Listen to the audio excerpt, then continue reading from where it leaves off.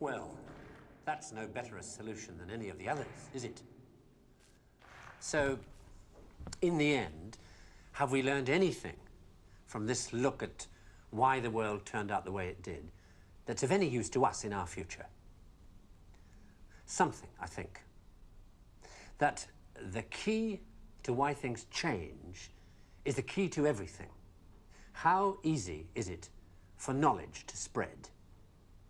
And that in the past, the people who made change happen were the people who had that knowledge, whether they were craftsmen or kings.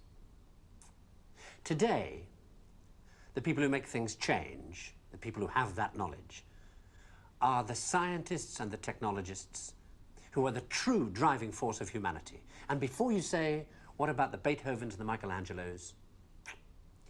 Let me suggest something with which you may disagree violently. That at best, the products of human emotion, art, philosophy, politics, music, literature, are interpretations of the world that tell you more about the guy who's talking than about the world he's talking about.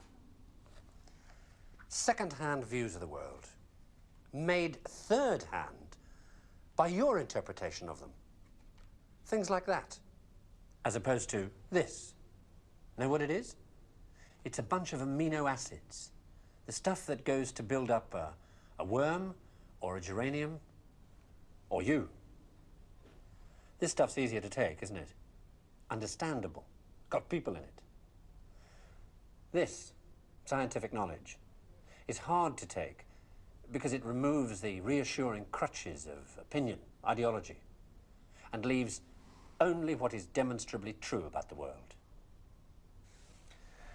And the reason why so many people may be thinking about throwing away those crutches is because, thanks to science and technology, they have begun to know that they don't know so much, and that if they are to have more say in what happens to their lives, more freedom to develop their abilities to the full, they have to be helped towards that knowledge that they know exists and that they don't possess.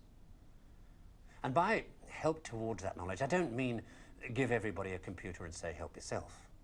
Where would you even start? No, I mean trying to find ways to translate the knowledge, to teach us to ask the right questions. See, we're on the edge of a revolution in communications technology that is going to make that more possible than ever before.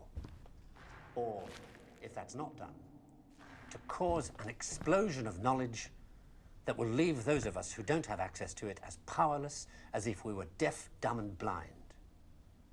And I don't think most people want that. So what do we do about it?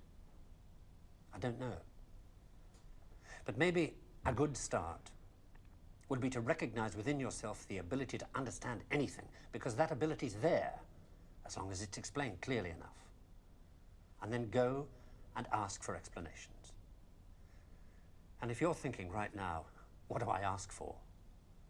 Ask yourself if there's anything in your life that you want changed. That's where to start.